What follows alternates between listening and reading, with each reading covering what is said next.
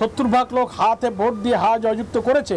ওই রায় কার্যকর করার প্রশ্নে 11 দলীয় ঐক্য তথা জামাত ইসলামী তিল পরিমাণ ছাড় দেবে না। তারা বলেছিল সাশ্রয়ী বিদ্যুৎ দিবে, 2 বছর মূল্য বৃদ্ধি করবে না, 3 মাসের মধ্যে তারা বিদ্যুৎ বৃদ্ধি করেছে। মেগা প্রকল্প তারা বলছিল মেগা প্রকল্প নিবে না, তারা শিক্ষা স্বাস্থ্য এগুলোতে ইনভেস্ট করবে, অবকাঠামোতে তারা ইনভেস্ট করবে না, কিন্তু আমরা দেখছি তার বেশ বড় কয়েকটি মেগা প্রকল্প তারা নিয়ে। গণভোটের রায় কার্যকরে তিল পরিমাণ ছাড় দিবে না জামাত, এমনটা জানিয়েছেন দলটির সেক্রেটারি জেনারেল মিয়া গোলাম পরোয়ার।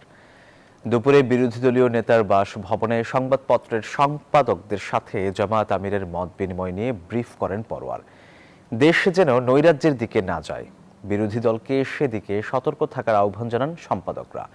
এছাড়া আরেক অনুষ্ঠানে বিরোধী দলীয় চিফ হুইপ নাহিদ ইসলাম অভিযোগ করেন, সরকার সব জায়গায় নির্লজ্জ দলীয়করণ করছে। বিরোধী দলীয় নেতার সরকারি বাসভবনে জাতীয় দৈনিকের সম্পাদকদের সাথে মতবিনিময় করেন বিরোধী দলীয় নেতা ডাক্তার শফিকুর রহমান।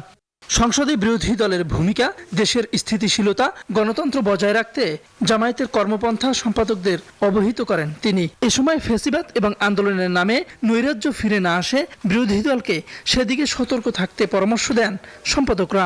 পার্লামেন্ট যাতে ট্রুলি যাতে বাংলাদেশের সমস্ত মানুষকে রিপ্রেজেন্ট করে, সেটার দিকে সবাই একই ভাবে সুরে কথা বলেছেন, যাতে ফ্যাসিবাদ এবং বিরোধী দলীয় নৈরাজ্য কোনোটাই ফিরে না আসে, এই আহ্বান আমরা জানিয়েছি। একটা প্রতিবেশীর সাথে আরেক প্রতিবেশীর যেমন সম্পর্ক থাকে, তারা ওই সম্পর্কই তারা চান, যে তার থেকে বেশিও না যে বাংলাদেশের সবকিছু উজাড় করে দিতে হবে, আবার তার সাথে সেই প্রতিবেশীর সাথে যেন কোনো শত্রুতা না থাকে।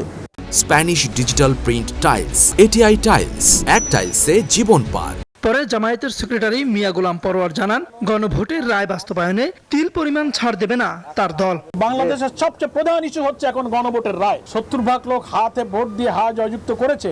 ওই রায় কার্যকর করার প্রশ্নে 11 দলীয় ঐক্য তথা জামাত ইসলামী তিল পরিমাণ ছাড় দেবে না। এদিকে সরকারের 6 মাস নিয়ে এনসিপির সংবাদ সম্মেলনে নাহিদ ইসলাম অভিযোগ করেন, সবখানে নির্লজ্জ দলীয়করণ করছে বিএনপি। অনেকগুলা তাদের প্রতিশ্রুতির সাথে তারা নিজেরাই বরখেলাপ করেছে। তারা বলেছিল সাশ্রয়ী বিদ্যুৎ দিবে, 2 বছর মূল্য বৃদ্ধি করবে না, 3 মাসের মধ্যে তারা বিদ্যুৎ বৃদ্ধি করেছে। মেগা প্রকল্প তারা বলছিল মেগা প্রকল্প নিবে না, তারা শিক্ষা স্বাস্থ্য এগুলোতে ইনভেস্ট করবে, অবকাঠামোতে তারা ইনভেস্ট করবে না, কিন্তু আমরা দেখছি তার বেশ বড় কয়েকটি মেগা প্রকল্প তারা নিয়েছে। বলেন, 11 দলীয় ঐক্যের বিভাগীয় লং মার্চ থেকে সরকারকে কঠোর বার্তা দেয়া হবে। 2টা অধিবেশনে কিন্তু আমরা সবগুলা বিষয় তাওহিদুল ইসলাম, নিউজ 24, ঢাকা।